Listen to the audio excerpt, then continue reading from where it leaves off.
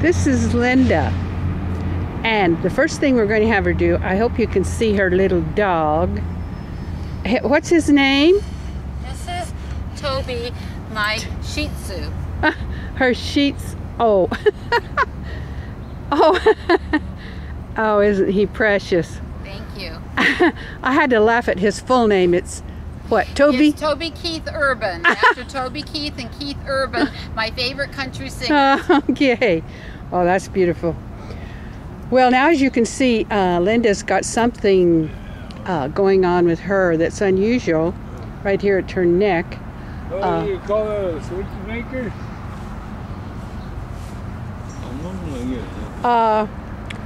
She's got a permanent trach, and today she's going to try. I'll get out of your way. Oh, we have passing traffic here. We're in the park. We thought we were in a bit of a side ward. I guess we're not. Okay, the first thing Linda's going to try to do for you is sing. She just discovered that she got her voice back after her permanent trach. So, okay, Linda. Okay, I'm going to sing the Star Spangled Banner. May not be perfect, but I'll give it a shot. Okay. Oh, say, can you see by the dawn's early light what so proudly we hailed at the twilight's last gleam, whose broad stripes and bright stars through the perilous fight o'er the ramparts we watch were so gallantly streaming, and the rockets' red glare, the bombs bursting in air, gave proof through the night that our flag was still there.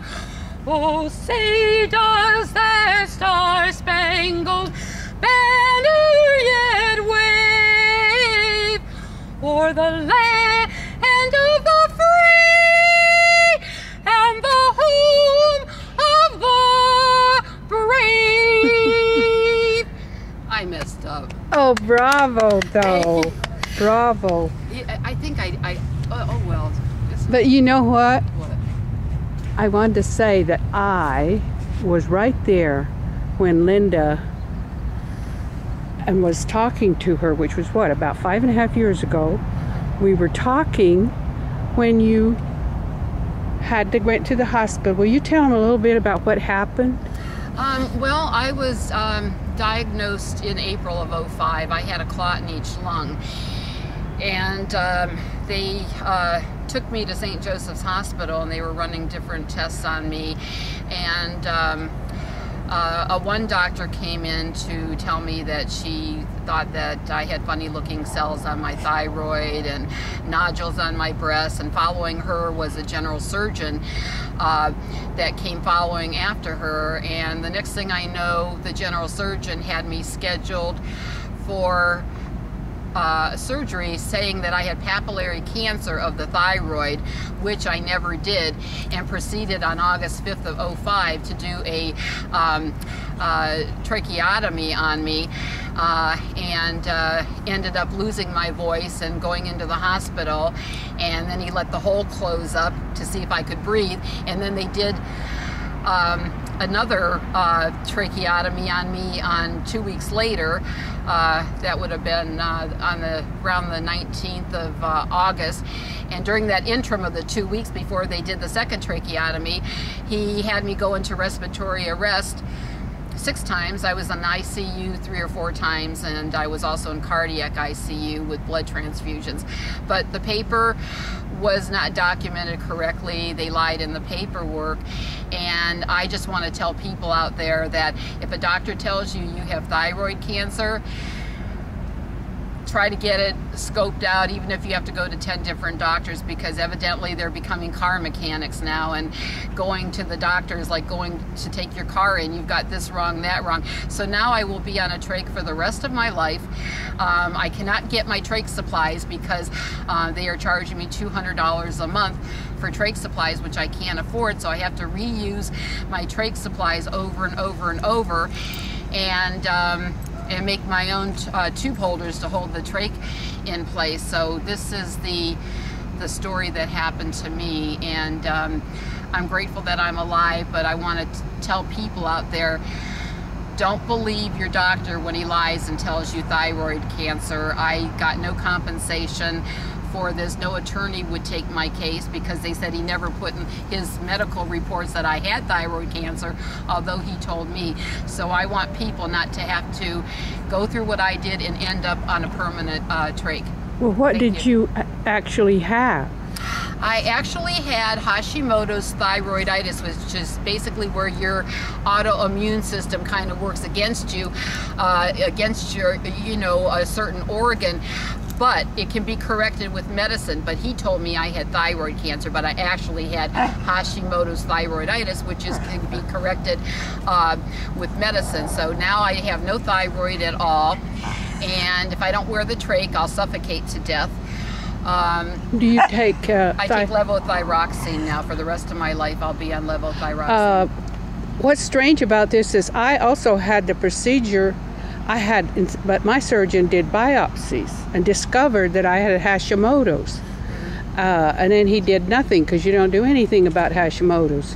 But instead, he cut your, what nerve is it? He severed the laryngeal nerve, which supplies the blood, and the nerves with blood supply to keep your vocal cords open.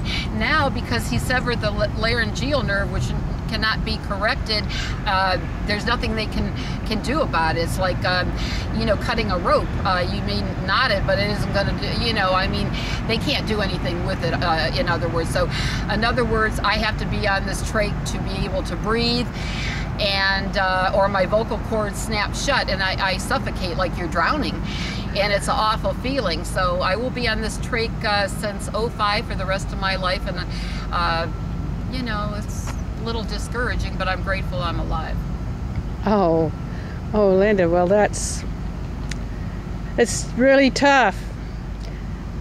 It really is. I'm a survivor. All I would like out of the whole situation is, if I couldn't get monetary compensation, is at least let me get my supplies that I need. Oh. I can't afford $200 a month for my trach supplies, and that's what they want now. So I reuse my trach supplies and wash them over and over and over. Oh gosh. And make my own tube. That just doesn't seem right. It's not right, but who said life is fair, right? Well, I can guarantee that I think Linda has shown a lot of courage with a trach like this. Thank you. I think a lot of people would really, really find it difficult, and she still goes out in public and carries furniture. One nurse told me that she said what saved me was that of my having a singing voice, that's why I do as well as I do as far as speaking and even starting to sing again. At first I couldn't, but January 6th of this last January 6th I started again, so it's kind of like a little miracle there, because that's my hobby. Okay, well, I'm going to come up a little bit closer so that everyone can see what a trach looks like, right close up. And of course, this is what Linda will have to have and wear for the rest of her life. But I think she shows a lot of courage.